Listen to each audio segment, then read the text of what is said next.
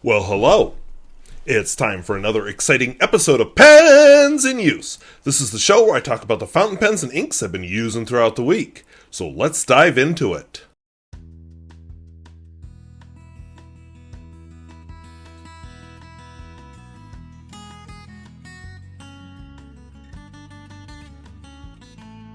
If videos like this interest you, where I talk about fountain pens both new and old, I would invite you to subscribe. And hey, I've got some fun, a little bit more stuff on vintage pens, so an update on this week's video. And then I'm just going to talk a little bit about where I was last week when I didn't do pens in use and why this pens in use took so flippin' long to make. So let's take a look at the pens that went with me. Alright, so I am going to try an experiment tonight with autofocus, because this has been a bone of contention on this channel. I did a video just recently where I failed with autofocus because I tried doing manual focus. So we're going to try autofocus again, but I made some other adjustments. We'll just see how they work, so comment down below on what you think. Enough on technical, back to the pens. So, since I was in Bismarck and Jamestown recently, I didn't take many pens with me. I just don't travel with lots of pens. But I did bring my lovely Lamy 2000.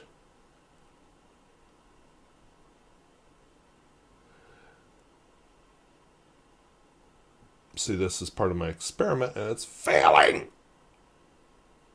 And then I always carry my pens in this leather case. It might be fake leather, but whatever. Nice little case. I'm not sure who made it.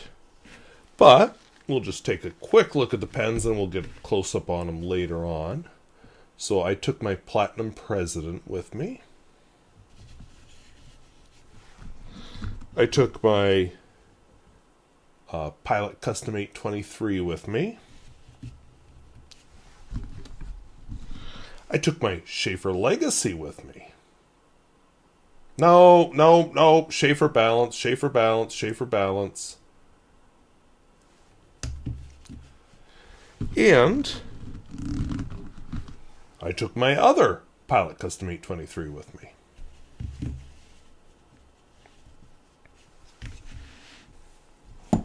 Since I'm home, I'm going to do my writing sample in my regular Cognitive Surplus Theory notebook. Alright, so my first pen is my constant companion, the lovely Lamy 2000. A video I did this week about vintage pens, I mentioned the word classic. You know, in the sense of this is a classic design. So the Lamy 2000 has not changed much since its introduction back in the 1960s. And why would it? It's just a great pen. So Lamy 2000. This has the fine nib in it. And the ink goes on the next line. Lamy Blue Black. Which I misspelled Lamy.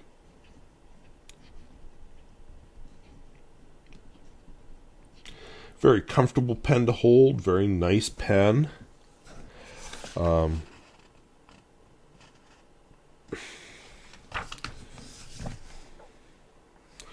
do a little swirly doodle.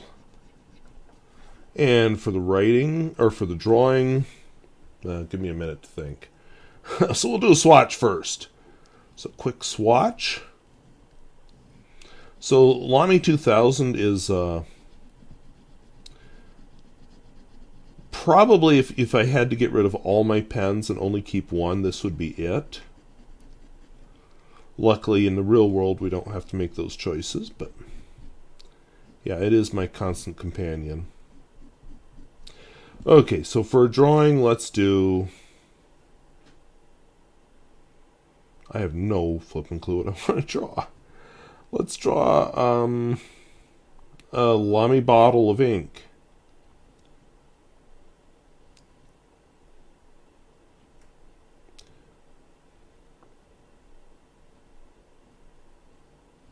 So Lamy ink bottles are kind of cool because underneath them they have a plastic base with a little bit of blotter paper coming out of. And what the plastic base hides is there's a little divot down there. And what the little divot in the glass bottle does is it allows you to get almost all the last drops of ink. So very nice bottles. I mean, they're not the prettiest, but very functional. My next pen is the Platinum President. Now mine has had a visit to the Nibmeister.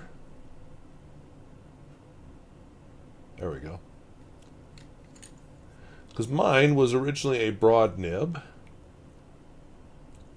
and I had it ground when I ordered it to a cursive italic. Now, sadly, the Platinum President is no longer sold in the U.S. market, although I am told it is not discontinued.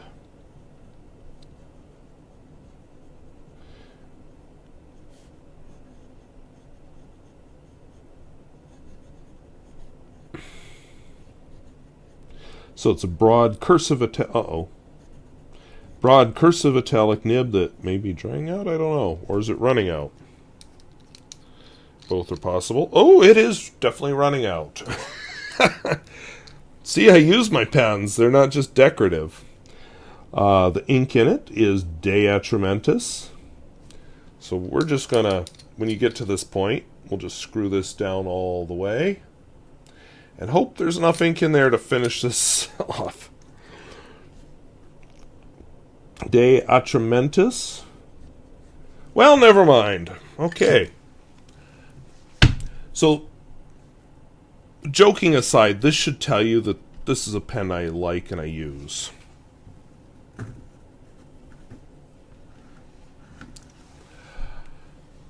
Next pen, which clearly is not out of ink, is my Pilot Custom 823. This one has a lovely signature nib.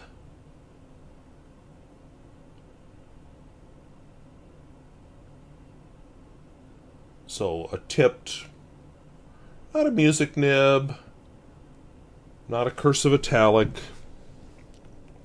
I know, I guess it's a Pilot creation. Pilot Custom 823.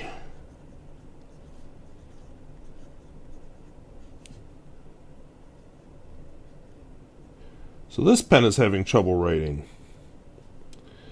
And I blame that entirely on the pen because it's definitely not out of ink. The ink in it is Robert Oster. Okay, we're going to have a quick discussion with the pen off screen. Why won't you write?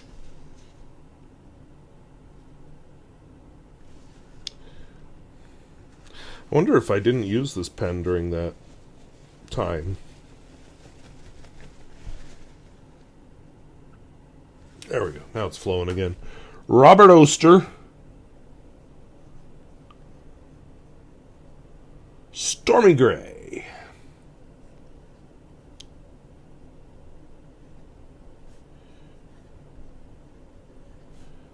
Whoop, whoop, whoop, whoop. And we'll do our little swatch.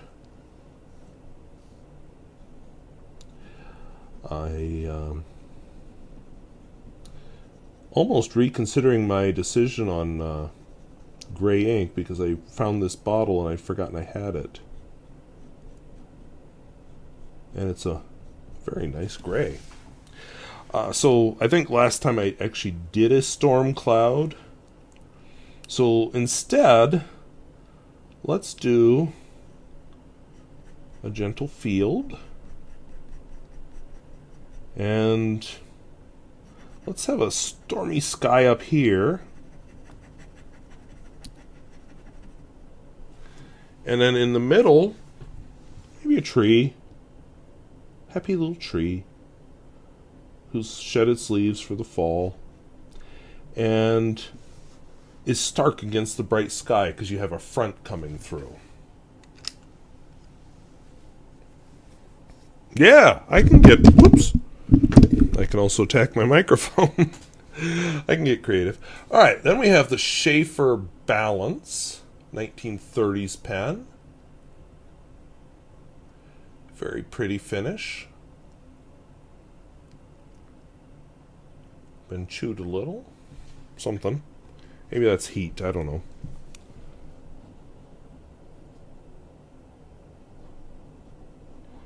So Schaefer Balance.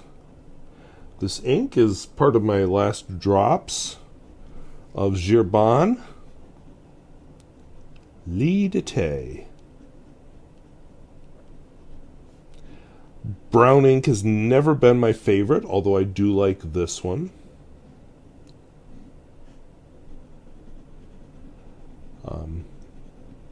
I don't know why I don't like brown ink, I just never have. But very nice ink. And then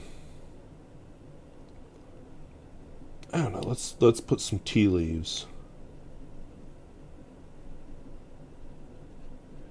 So apparently some people read them. What's that one say? Don't know. And finally, my other Pilot Custom 823 loaded with black ink, because I can't not be writing with black ink.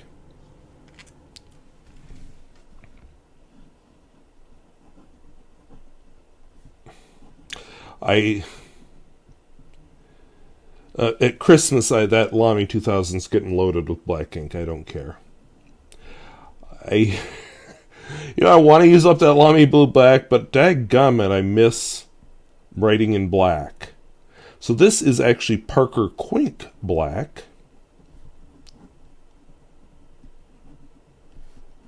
Because I just decided I want to write with more Parker Black.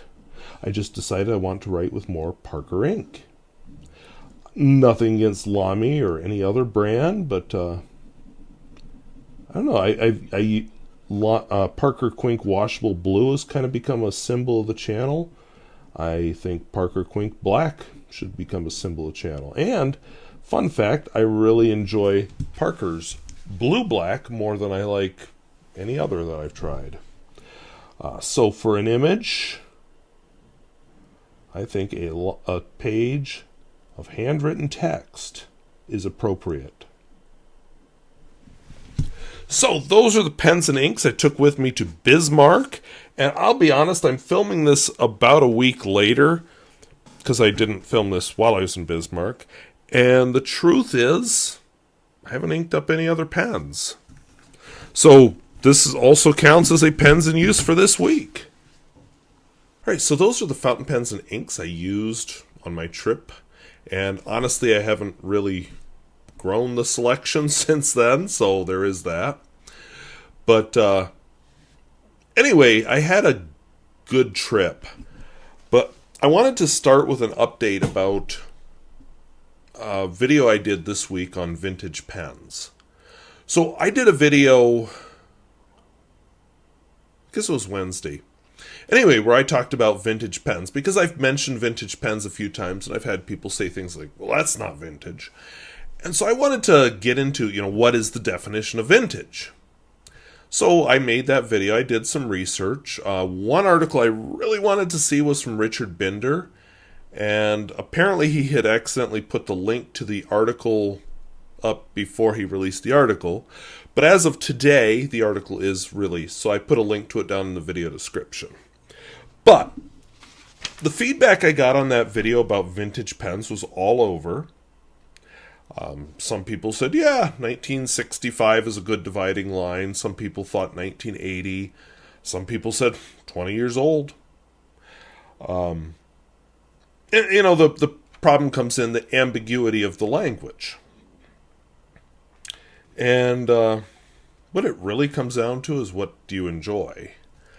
And then I think of my own Fifth Avenue, which I put a link to my video on that down below, but Fifth Avenue fountain pen, it is a piece of crap. So during the Great Depression, Parker Pens produced the Fifth Avenue pen to be as cheap as possible. They employed people to work at the factories making this pen. They were paid less than the regular Parker manufacturers, but hey, it was a job. This is a pen with the cheapest possible materials. It had a steel nib. It did not have tipping. It just had a scoop on the end to be the tipping. Not an amazing pen. Not one that you're ever going to pay a lot of money to collect. But a cool piece of history nonetheless. And there's a lot of lower tier manufacturers back then that you're just like, yeah, I'm not buying this for that price. You know, you'll see them in antique stores where they're like, oh, I can get a lot for this because it's an old fountain pen. And no, nobody wants that one. So that brings me to the Richard Binder article. And I think one of the pieces that would be motivating for your collection is, why are you collecting? That's something Richard Binder brought up. You know, what's the philosophy that you're using to build your collection? Is it just age? Okay, yeah, that Great Depression Fifth Avenue definitely fits the age qualification, but not much else. Some people who are collecting for profit might have a totally different mindset on this from somebody who is collecting for the love of pens. And so what I'm saying and what Richard Binder was saying may not apply to those of you who are collecting for profit. But anyway, one of the things he brought up was some people's, their qualification is a vintage pen must be older than me. Well, okay, if you're an 80-year-old fountain pen collector, yeah, it's probably vintage. I bought my first fountain pen when I was 10. 10-year-old pen is not vintage. In the antiques trade, Richard Binder said that 20 to 100 years old is what's usually considered vintage. And he discussed a little bit about pen collecting getting going during the 1980s, which would put the 1960s 20 years before. Made sense. But then I think, what about my Parker Ellipse, a pen that's no longer made and was released in the 1990s? And what he really came down to is, instead of worrying about, oh, is this vintage, is this not vintage, the really important thing is, do you like it? Is this a pen that makes you happy? If it doesn't make you happy, who cares? Why buy it? He brought up an example of a Hero that's a knockoff of a Parker 51 that he carries around every day. Makes him happy. So, vintage is nice, but do you like it? So I'm glad he wrote this article because for some aspects of collecting, age does matter. But, you know, if we smack the label vintage on it, if we smack the label classic on it, you know, whatever label we smack on it, what really matters is, do you like the pen?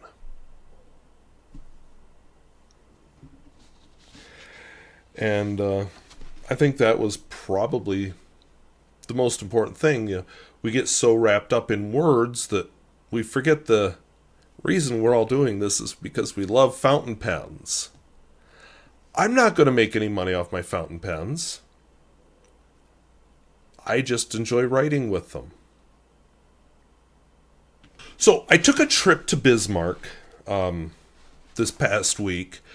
I left actually on Thursday night, drove to Bismarck, slept there. Then I drove to Jamestown for the state cross-country meet. And then I stayed overnight. Friday night I stayed through Saturday, and I came back home Sunday morning. So, Thursday night, nothing exciting happened. I got to Bismarck, went to bed. It's an hour time change, so they're an hour ahead of me, and yeah, 3 hours in a car. I wasn't really in the mood to do anything anyway. But I had thought about several options for trips before the state cross-country meet, which is in Jamestown. And so I would drive from Bismarck to Jamestown. I looked at a couple of routes, and the route I really wanted to do, I would have had to drive without stopping. So I thought, well, that's out. So instead what I did is I went to Jamestown and immediately turned south. And I didn't write down the number of the road, but I'm going to tell you names of towns so you can look it up if you really want to. But I went down south about I don't know, 30, 35 miles to a little town called Montpelier, which is a very attractive little town. It's in the River Valley, James River Valley, as a matter of fact. It's has a very attractive older school, and I've always just found that an interesting town. There's not much there for business. You look on Main Street, there is not much. I'll insert a little tour and a little bit of information about Jamestown, but one of the things that happened while I'm in Jamestown, because of course this happened, I had experimented with the camera you can't see because it's off the side here, to do a video, and people have been complaining about my autofocus issues. So I tried something crazy. I said, we're just going to do manual focus. And every time I move something, like if I bring a pen up to the camera, we'll go boop on the screen, and it will focus on what's in my hand. Well, that presented problems of its own, including the whole, well, we're going to edit out the boop part because it takes forever. So I wasn't happy with the results, and some of the pictures just would not focus properly. So today's video, I've tried something else, and we'll see how it went. Today's video, I just greatly increased the depth of field on my video. I'm hoping. We'll see. But anyway, went down to Montpelier. And then I really have enjoyed, I've done this several times, taking the gravel from Montpelier north along the James River. It's a scenic drive. And I come out in a little town called Ypsilanti. Ypsilanti is the same name as a certain town that's in Michigan, for those of you who are wondering. I took a little wander around Ypsilanti, took some pictures, took some video, did an exchange with the Little Free Library. While I was in Ypsilanti, I discovered, oh, that's what was wrong with the autofocus. That's why the pictures weren't working down in Montpelier, because I didn't have the autofocus on. So I got that working. And that went pretty well, so I'll insert some footage from Ypsilanti here. And then I was in time. I went north to Jamestown. Didn't stop in Jamestown except to grab some lunch. I grabbed a sandwich and then went to the cross-country meet north of Jamestown at the Parkhurst Reservoir. And, no big whoop.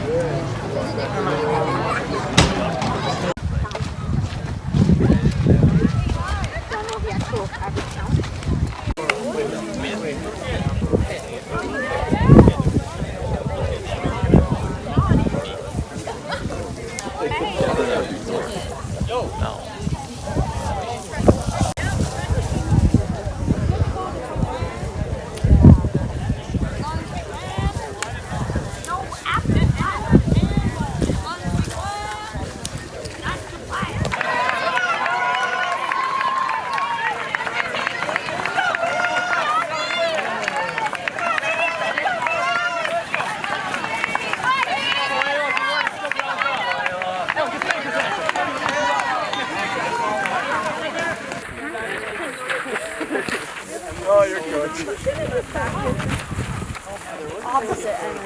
So which one are you cheering for? Sister and cousin. That's right, there's all kinds of them in there.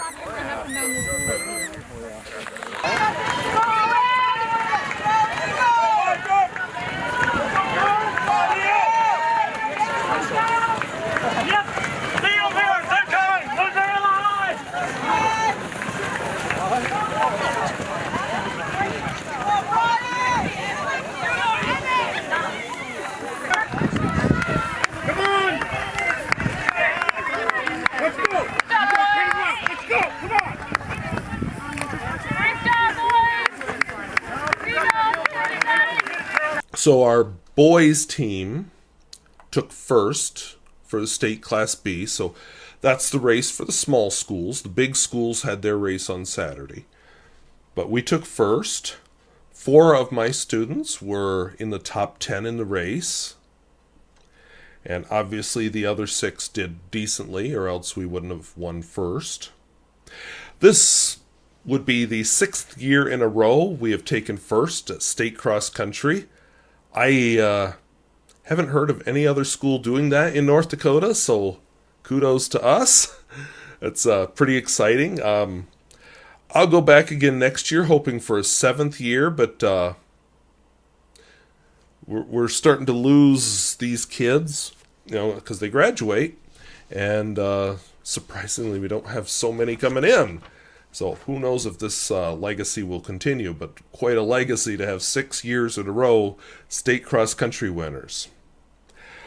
Our top runner was not number 1. In fact, the guy who has taken number 1 for the last few years, I forget if it's 2 or 3 years, did not take number 1. He took 3rd place in the race because he lost to a kid that he has beaten the last couple of years. That kid took first by a lot. I mean, there was no question. Yep, that kid, not from my school, but definitely deserved first place. There was nobody even close to him. And I knew that back where I was. And I think he won by a full 30 seconds at least, which I know that doesn't sound like much, but in a cross-country race it is. One of our runners who has been, sort of at the top, but not at the top, must have put on the gas after they passed me because he took 2nd in the race. And then the guy that's taken first the last few races took 3rd. And, it's high school. Sometimes the mind game messes with you, and sometimes just things happen. I think this kid that took first has been like, I lose every year. This is the year. I don't care. I'm going to put it all on the line. And he did. Okay, thank you guys. And now your 2025 Class B Boys Cross Country Champions with a score of 32 points, Bowman County.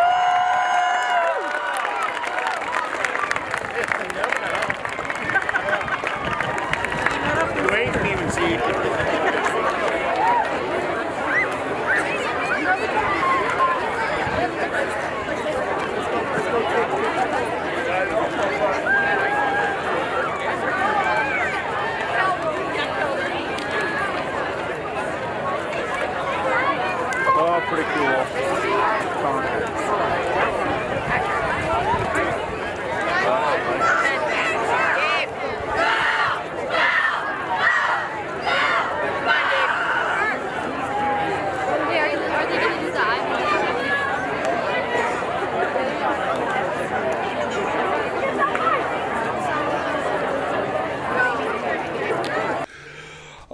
Our girls, because there's a boys and a girls team, our girls were not expected to do as well. They were expected to do okay. They tied for first. But cross country has rules because they don't like ties. So instead of tying for first, because of the rules, they were able to put our team at 2nd. And it has to do with how one of the lower ranked runners ran. Because by points we were tied with the first place winning team. We had 2 girls in the top 10, both of whom will be back next year, and we had several more girls ranked just below the top 10. So I'm expecting them to be in the top 10 next year. So I think we've got a good chance with the girls next year if they run the same as they did this year. They have the benefit of being a little younger and having more girls coming up. So girls cross country could be the exciting one to come in the next few years. But anyway, good to see it. I really enjoy the course. It's just beautiful. It's forested. It's along this reservoir. The place where I like to take my pictures, I get them coming right at the beginning of the race. I get them one more time and then a third time coming up a really steep hill. And if I was more ambitious, there's a 4th place I should really try to go get them. But I'm always worried, I want to get all 10 of them at one point. But for posterity, of course, as a yearbook advisor, I want to make sure I get pictures of the ones who are in the lead. So it's a goofy balance. And getting as many kids as possible, if I do all 4 places, then I can't get as many kids as many times. So it's a balancing act that I've come to. But I enjoy it. This year was very bright and sunny, which isn't the best photographic conditions. And the part where they're coming up the really steep hill, there's a lake behind them. So, of course, the sun's shining off the lake. And that was very bright, but that's why I use manual exposure, because I just experiment till I get it right. And the background is all blown out, but the runner looks decent. So I pretty much just drove home on that Friday, stopped in, Cleveland, North Dakota. It's a really little town. I got some really bad vertical video there. I forgot to disconnect my dash cam, so the camera tried to use the I don't know, somehow the microphone on the cell phone does not work when I have the dash cam running. But anyway, I got footage, which I used as the title screen, of the elevator in Cleveland, which looks to be operational. I did an exchange with a little free library there, and there'd been it turns out, a house fire, because there's a fire truck and an ambulance came toward me as I pulled up to the little free library. And after I did my exchange to the little free library, I went up over the hill and, yep, lots of fire trucks around a blackened house. So hopefully the ambulance was just there as a precaution and nobody was hurt. But I suspect somebody was, because its lights were running as it left. So that's a real downer. One of the cool things in Cleveland, you can see from the interstate, is there's a really neat old school. It closed, I think, in 1982. But I took some footage of it, and then I did some close-ups with the camera, because this camera has, I keep tapping it, it's off screen here. The camera I do my pens with has a really good zoom. So I did some photographs of the lights inside, and the building has been basically left to rot, which is too bad. Ate that night at a Japanese bistro in Bismarck. It's good. Last 2 times I've been there, I've tried different kinds of ramen. I need to branch out and try some of the other menu items when I'm there. Good. I enjoy their ramen. I mean, you buy ramen noodles at the grocery store and they do not compare to this. Some of the ingredients in it I'm not sure I could duplicate, but it's good. So then Saturday morning, I took the trip that I'd wanted to take to get to Jamestown. And because I wasn't going to Jamestown, I was able to modify it and take another trip. I'd thought, someday I need to do this trip. So I went down Highway 1804. Now, 1804 parallels the Missouri River. You get to go past the United Tribes Technical College and the University of Mary. And after that, the road turns into a nice winding 2-lane. It parallels the river. It doesn't go along the river, but every so often you see the river. And there are no towns. All the way to South Dakota. And quite a ways into South Dakota, as a matter of fact. And it's a nice drive. It's very scenic. It's very not flat. I know the stereotype of North Dakota is flat, but North Dakota is not as flat as people think. And my dash cam compresses the landscape, which is a pain. But for a dash cam to do what a dash cam does, it has to flatten the landscape. And if it didn't flatten the landscape, the driving footage wouldn't be that good. So I'm kind of caught in a quandary there. But anyway, it's beautiful, rugged scenery, a lot of hills, very twisty. The trees are mostly on the river bottom, so you'll see the steep hillside that if it was Pennsylvania would be covered with trees, but nope, we're in North Dakota, so it's just grass. On the way, I did stop at the Glencoe Sloan Memorial Presbyterian Church. This was one that was built in 1885. They've done a lot of restoration work on it. It has new siding. Has outhouses, but they have new siding on them too. And of course it was locked, so I didn't go in. I didn't even try the door, because honestly I'd feel a little uncomfortable going in.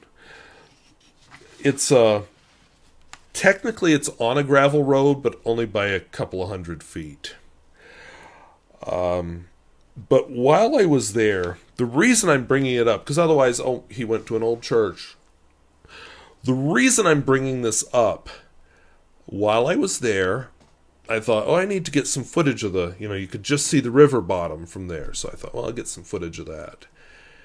And then there was all this chattering in the air, screeching. I got caught in a migrating flock of blackbirds. Apparently the different kinds of blackbirds will migrate south together. And they don't migrate like geese. Geese are way up there and they're in a nice V shape or, compound V shape. And they're honk, honk, and they fly way above you and they're gone. Blackbirds are all over the place. They'll stop and rest, and then they'll get up and fly again. So they stopped to rest at the trees around this church and the cemetery that was at the church. And the air was just filled with bird sounds. And then they headed south again, and and at one point, it was just like this line of birds going off to infinity to the south and to the north, with all the noise around me. Surprisingly, with all these birds, there was only one dropping that fell, and it fell on the roof of my car, not on me. But quite an experience. I'm sharing some video footage, but it doesn't do it justice. When you're standing there feeling the power of something so old, so ancient, it predates humans ever coming to North America. This power of nature, shaped by evolution over probably hundreds of thousands or millions of years. And I got to be a part of it for however long I was standing there. And if I had taken my original plan and gone to Jamestown that way, the day before, I'd have missed it. If I'd have slept in a little, I'd have missed it. If I had gotten up a little earlier, I'd have missed it. So I feel very lucky to have experienced that. So I did a lot of shorts on the trip. They're those vertical videos. I put a link to a playlist of all the shorts down in the video description. I didn't always take photographs at the different spots or even video footage. In fact, I often didn't. Don't know why. There's a few things in several of the towns I visited. I thought, I should stop and photograph that. But, you start to think, I got to get home. Even though I had, another day yet. But I had it in my idea I was going to do a northern tour also. But looking back, I was so tired of car by then, I didn't do the northern tour, so I wish I would have taken more time and just done some real video and some real photography around the different places I stopped. Because I saw some cool things. First of all, it's a beautiful drive on Highway 1804. Well worth taking if you're ever in North Dakota. I turned around to head back north in a town called Pollock, South Dakota. Pollock, South Dakota had some of the widest streets I've ever seen, and definitely by far the widest main street I've ever seen. 2 lanes going in each direction, parking on both sides of the 2 lanes, and a median down the middle of the main street. And it's not much on Main Street. It's a town of 241 people. So I have not yet figured out why this town has so much parking. There's nothing there. I mean, it's a scenic area. I'm sure hunters come up and stuff. But there's not enough motels. There's not enough restaurant. There's not enough anything for these people to have a facility in town. So why? Because, first of all, it costs money to lay down all that asphalt. And then in the winter, you have to plow it, all of it. Why is it there? And I'd love to know. The sign for the outside of town even pokes fun at, how wide their streets are. But why? I want to know. So, something I need to research, and I've tried, and I just haven't found it yet. From there, I went a little ways east, and I hit Highway 83. So I headed north on Highway 83. Highway 83, I went through... I was going to stop in Zeeland, South Dakota, but there was no... Zeeland, North Dakota, but there was no sign for it. It turns out I should have turned off at the sign that said Hague, and then I could have gone south from Hague to Zeeland, but whatever. Missed it. It's small, so there's probably not much there anyway. I stopped in Strasburg. That's a small town. Drove around the school a little. I'm trying to figure out if they once had a private Catholic school, if they still have a private Catholic school. I don't know, but there was a school building attached to the public high school called St. Benedict's, and it had a big cross in the entryway, and you can't do that with a public school, so I'm wondering if the public school kind of took over part of the private school. I don't know. I want to figure that out. Strasburg... One of the things that struck me with Strasburg was the number of political and religious signs in people's yards. A lot more than I see in a typical town. I'd like to know the reason for that, too. But Strasburg is better known, if it's known at all, as the birthplace of Lawrence Welk, so I went out to the homestead where he was raised. It's on the shore of a lake, well, slough probably, but anyway, water. Walked around. Nothing was open, of course. It's off season, but apparently you can get into the buildings during the tourist season. So if you want to see that, go to my playlist of the shorts in the video description.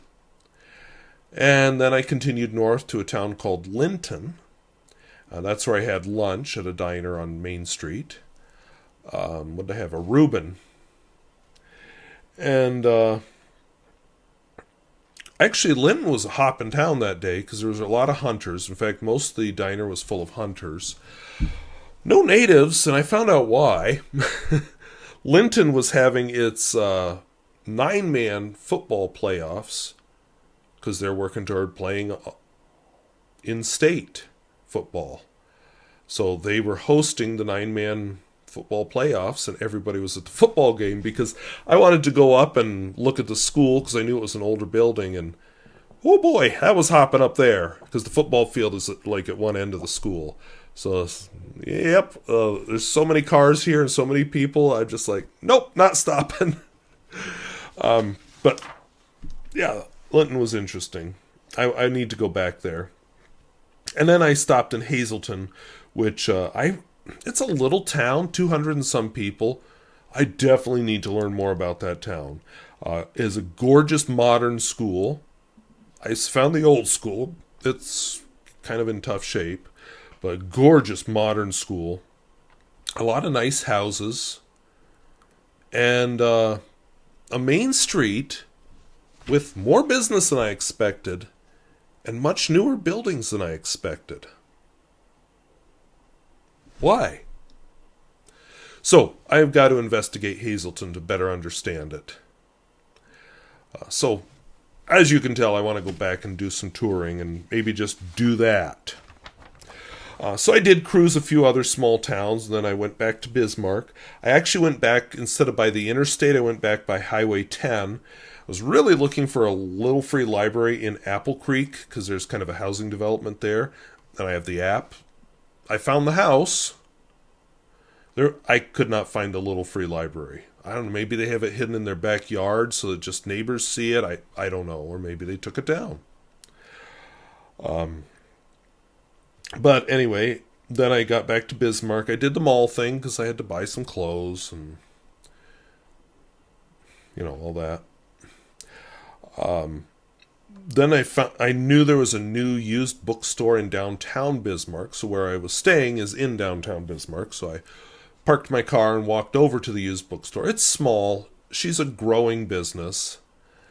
But bought a couple of books there.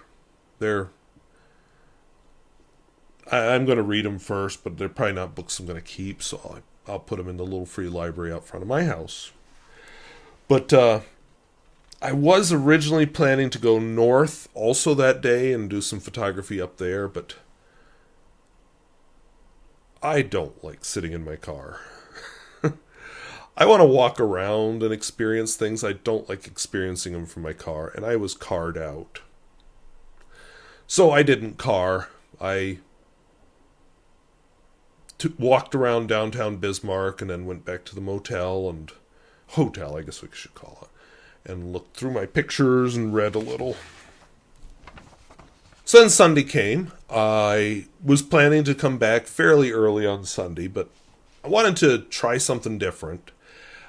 Religion is an interesting topic to me, so I wanted to try something different religious-wise. So I checked out of the motel. I had a little bit of free time, so I went to the Capitol and just kind of toured the grounds, which is another one of those vertical videos you can find in the playlist. But then I went to a Unitarian Universalist church in Bismarck, which was an interesting experience. You know, it's they welcome people of all religions because their focus is more on not so much what you believe, but what you do and how you treat people, I think is a good way to say it. Very good general principles, very nice people. There wasn't really a sermon at this one. I don't know if there normally is. What we had was a guest speaker. Well, two guest speakers. They were from, I can't remember what it's called now. Anyway, for an organization that helps the disabled, whether it's mentally disabled or physically disabled, or I should say people with disabilities. But anyway, they spoke. Apparently this church does not have a actual minister or pastor or whatever they call them at the UU church. They've had them in the past, but they haven't in a while. So I don't know exactly how, if this was a normal service or if it just happened to come on an exceptional week. But they did some nice things, like people shared good things that had happened during the week or concerns. One of the things that struck me that you wouldn't see in some churches, they had a big pride flag at the front of the church. One of the people at the church had a concern about her son, who was apparently trans, and whether he would be able to get medical care, and because I guess he had a federal job, or they had a federal job, one or the other, but anyway, the federal government is going to not provide insurance for gender-affirming care. There are other people who were just, sharing nice experiences.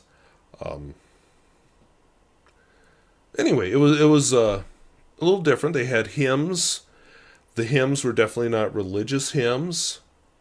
They were just nice hymns about the world or the universe or whatever. And then afterwards they had coffee. That's always awkward when you're the new person and you're just kind of like, hey, I don't know anybody, but hey. Turns out I knew some people that several of them knew, so that was good. But anyway, then I drove home. So it's the time change helps when I go home because I gain an hour when I go home. So it's like it's 4 hours to go to Bismarck, but only 2 hours to come home. Really it's 3 hours both ways. But anyway, got home. So one of the things I got to thinking about, because sitting in the car doing all that driving, I had a lot of time to think. I'd like to do, and editing it together is the hard thing, but I do enjoy getting into small towns and just exploring them, and I can't help but think how fun it would be to spend a couple of days exploring a town, getting to know the people there, maybe interviewing people there, learning all those little stories about the town. Well, finding out why Pollock, South Dakota has such a wide main street and other really wide streets. So that might be something to look at for the channel in the future. Just got to find time to do it.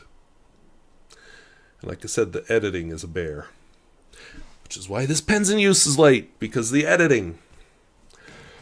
But anyway, I want to thank you for watching. And if videos like this interest you, where I talk about fountain pens both new and old and at all price points, I would invite you to subscribe. And hey, would there be interest in small town North Dakota / South Dakota? Is that something that I could do on this channel? Now, as a teacher, I can travel in the summer, and then I have all winter I can edit the videos. So, something to think about anyway. So anyway, I want to thank you for watching. And talk to you later. Bye-bye.